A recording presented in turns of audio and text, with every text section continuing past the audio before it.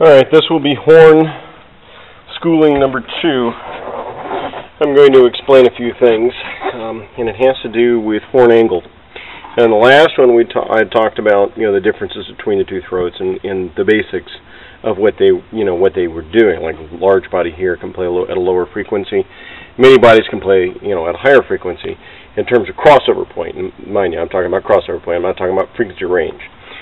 One of the things that we do have to understand is why there are two different bodies. The primary reason why that there are two different bodies is there are two different angles. As you can see here, this is a 20-degree line on the center, and that means basically from the center of the throat here to the output of the throat, to the output section of the throat, it's set at a 20-degree angle. That means that the way that the information is split, on this. Now this line happens to be the kind of like the holy grail of what we have to worry about, okay? And the reason we mind this is that we want this actually to point at the passenger's left ear when they're sitting in the passenger seat. Now this is also dependent on exactly how far back you're sitting. So if, like, say for instance in this car, let's say you've got the seat forward, okay, you would want to look at what the angle difference would be when you mounted the horn up here and the angle going across the vehicle to the passenger side at their ear, okay? That you don't worry about it pointing up to them. You want it you want them to cross. Now what this does for us is that if that positioned like that, if the passenger's ear is lined up with this throat of this horn, and the passenger side of the car is done the same way where the driver's seat is sitting there, what that does is that it sets up the horn's throat structure so that it will decrease X amount of output on this side, but increase it on this side. Well, not increase it, but it'll go, the output will be maximized on this side of the throat. Now, what this does for us is that it gives us an illusion of center. That's what helps organize your center structure when you're listening to the horn and stuff.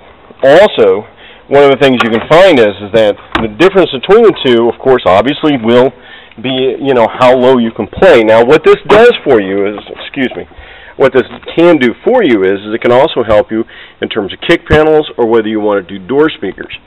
Take, for instance, if you happen to have a small car like this, which I could have done big bodies, but the problem was that I have to punch through the fender well to actually make this work because I couldn't get the depth. I had a problem back here at the back end of the depth. So I ended up with minis. But when I did the minis, I had to jam them so far over that, basically, when you have them mounted and stuff, and these are wrong motors and stuff like that, the end of my throat is almost over here to the pillar. You got maybe about an inch difference between the pillar and the speaker itself. And that's what I needed to make this set up, because in this car, Sean sits all the way to the back. And so, because he's a big man, and so with it sitting all the way to the back, that set up my angle correctly so that I would have my output correct. Now, I decided doing kick panels versus door in this particular situation because I wanted to use the 6x9s, and I wanted to maximize the type of output that I was going to do. What I'm actually doing in this car is the A-pillar itself, the actual structure, the steel structure here, is actually going to be part of the door. I'll explain more in detail about that. But back to the horn. Now, the reason why that the two angles will help us in determining whether we want to use kick panels or door speakers is that it's a frequency response.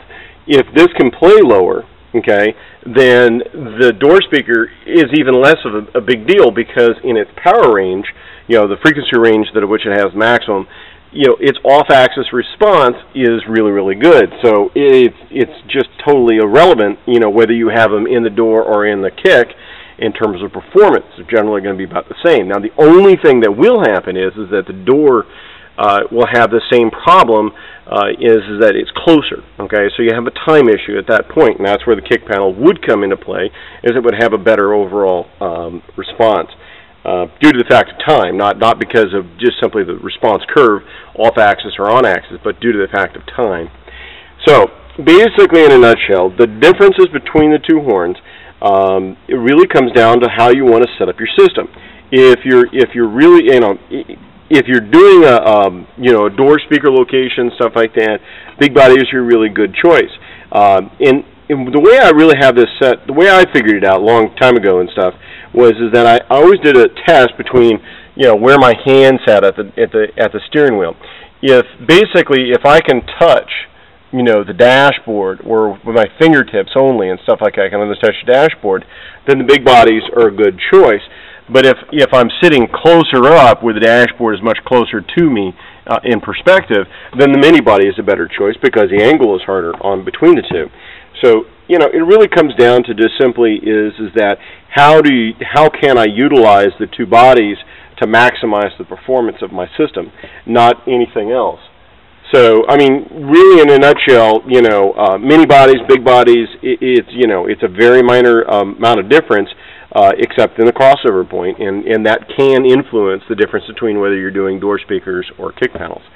But in a nutshell, like I said, that's it, and that's pretty much the explanation of horns. Oh, and by the way, it is a 20-degree angle, so if you're want to lay this up in the system and stuff, if you're going to lay out your system and stuff, on a big body, from center to the horn, to the end of the throat, it's going to be a 20-degree line. And on the mini body, the way you have to look at the mini body, excuse me, let me get this laid up. Start doing this alone. Is that you look at the back of the throat here. There's a flat section across the back of the throat. So basically, you go from here to here, and you put a center line on it, and from there you have a 30-degree angle. And so you can just simply lay this out. In this car, I use a laser pointer and stuff to get everything squared in the car. I put positions and dots all over the vehicle to lay it out.